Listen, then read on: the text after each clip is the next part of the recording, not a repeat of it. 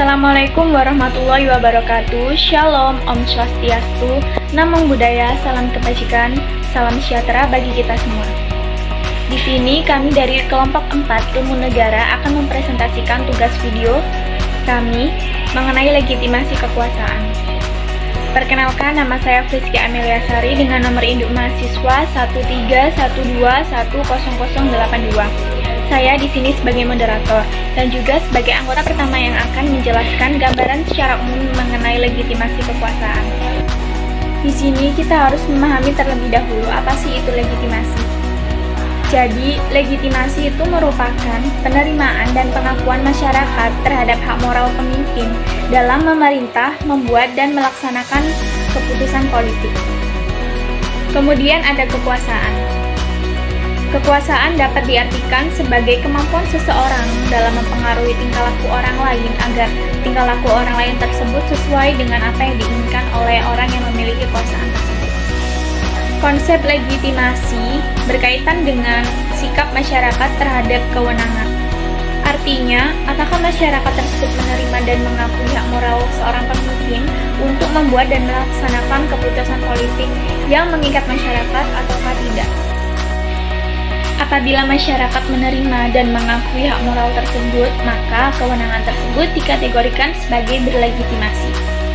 Begitu pula sebaliknya, jika masyarakat tidak menerima dan tidak mengakui hak moral tersebut, maka kewenangan tersebut tidak dapat disebut sebagai berlegitimasi. Jadi seperti itulah gambaran secara umum mengenai legitimasi kekuasaan. Ada juga teori legitimasi kekuasaan menurut para ahli yang akan disampaikan oleh rekan-rekan kelompok saya.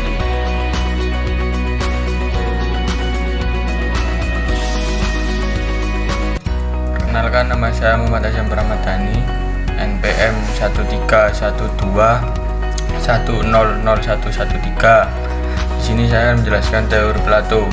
Teori Plato memang masih mengandung banyak kelemahan lantaran adanya beberapa pertanyaan fundamental yang belum terjawab jika dibandingkan dengan kondisi negara-negara modern kini.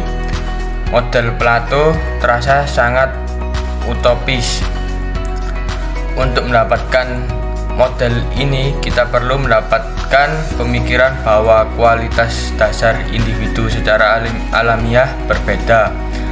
Pemikiran Plato sudah bisa menjadi peletak dasar sistem kenegaraan modern. Legitimasi negara tidak harus selalu dikaitkan dengan hal-hal supernatural dan masalah-masalah sakral yang ada di luar jangkauan pemikiran manusia.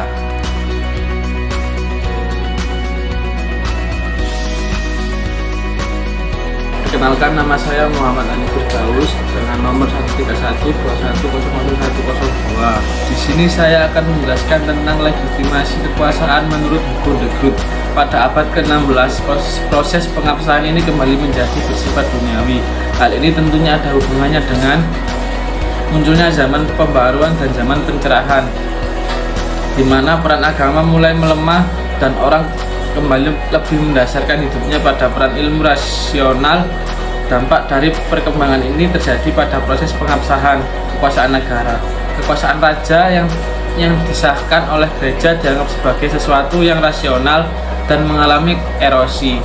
Kemudian ada sementara pemikiran memisahkan negara dari gereja. Pada pemikiran baru ini lebih menjelaskan kekuasaan negara secara rasional dan pragmatis. Pada zaman ini tampillah Hugo de Groot atau lebih dikenal dengan nama Grotius yang memberikan alasan rasional bagi kemutlakan kekuasaan negara.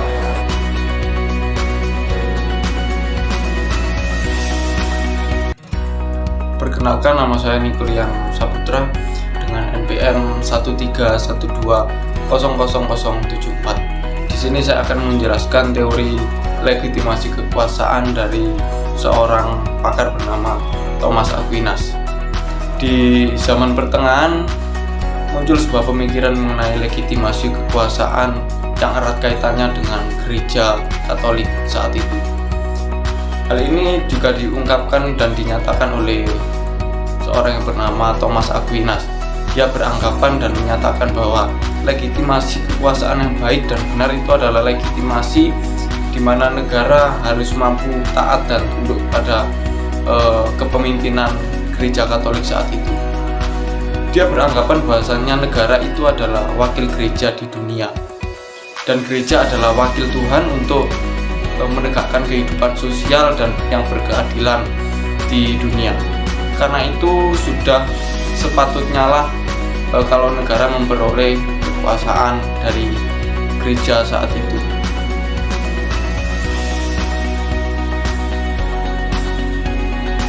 Perkenalkan, nama saya Katerina Krisisulu Putri dengan NBI 13121000096 dari kelompok 4 Ilmu Negara. Di sini saya akan menjelaskan mengenai teori legitimasi kekuasaan menurut Karl Marx.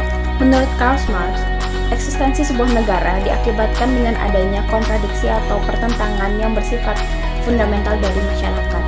Negara akan menjadi alat suatu kelas dominan untuk mempertahankan kedudukan mereka ketika negara tidak mengabdi kepada kepentingan seluruh masyarakatnya dan melayani kepentingan kelas-kelas sosial tertentu. Karl Marx melihat perkembangan masyarakat ditentukan oleh bidang produksi.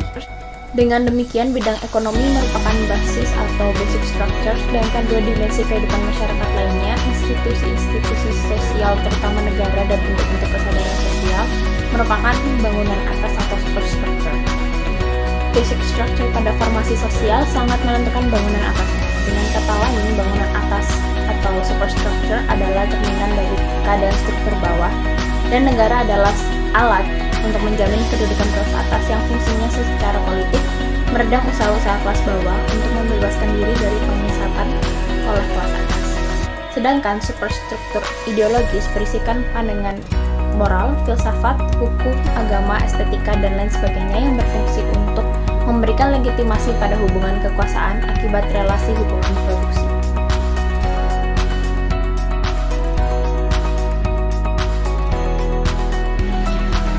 Perkenalkan, saya Monika Nagaswari dengan NIM 1312-2087. Legitimasi kekuasaan menurut Georg Hegel, pendapat yang mendukung penguatan kekuasaan yang besar kepada negara diajukan pula oleh Hegel ketika mengembangkan filsafatnya tentang dialektika dari yang ideal dan real. Dalam filsafat Hegel, sejarah bergerak ke suatu tujuan akhir tertentu. Dengan demikian, proses sejarah bersifat deterministik, artinya tujuan sudah tertentu. Negara memperjuangkan kepentingan yang lebih besar, yakni merealisasikan ide besar menjadi tujuan dari gerak sejarah umat manusia. Atas dasar inilah Hegel berpendapat bahwa negara modern memiliki hak untuk memaksakan keinginannya kepada warganya. Karena negara mewakili keinginan umum, negara merupakan manifestasi dari sesuatu yang ideal dan universal. Makin kuat negara, makin baik bagi para warganya. Secara demikian, setiap warga negara harus menyerahkan seluruh dedikasinya kepada negara. Dengan kata lain, dalam konsep Hegel, negara menjadi aparat yang mendewakan yang berhak menuntut apapun dari warganya. Sekian presentasi tugas video dari kelompok 4 Ilmu Negara kami. Bila ada salah kata kami mohon maaf. Terima kasih. Wassalamualaikum warahmatullahi wabarakatuh.